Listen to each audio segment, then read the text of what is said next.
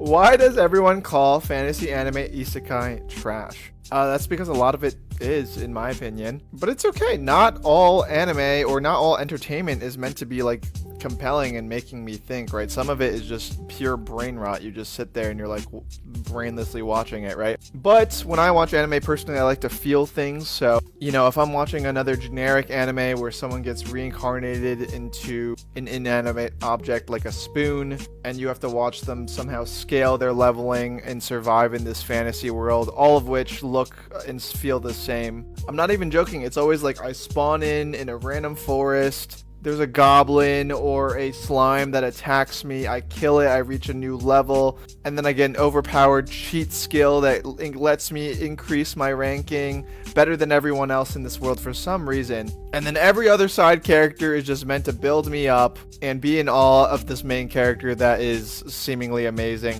Listen, I get it. It's a self-insert. A lot of people who watch like power scaling isekai OPMCs like to see themselves in the shoes of that main character, being admired by all the characters in the fantasy isekai.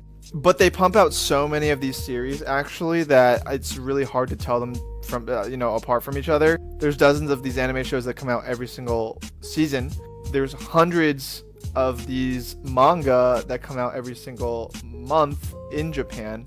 And then there's just probably like thousands and thousands of these light novels because anyone can self-publish them. Not all of it is trash though, obviously. Free Rent is not even isekai, but it is a fantasy anime, and that's one that feels unique. A lot of the classic ones, even Sword Art Online in my opinion, was pretty good. But for the very few good isekai anime, in my opinion, there's like at least like 20 or 30 that are bad. And I'm never walking away from any of these series like contemplating my life or my existence or even having a single new thought. It's usually like I walk away from that anime like, I feel like I've seen that anime before.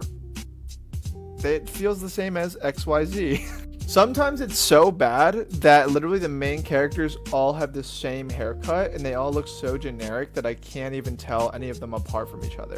So you might be watching like 4 or 5 different anime series, all of them like about the same thing and all of them looking the same. So it's like I can't even tell them apart, literally. And it's not just fantasy isekai anime that do this. It's the manga, but it's also the Korean webtoons. They also do this, and it's really hard to tell any of them apart from each other.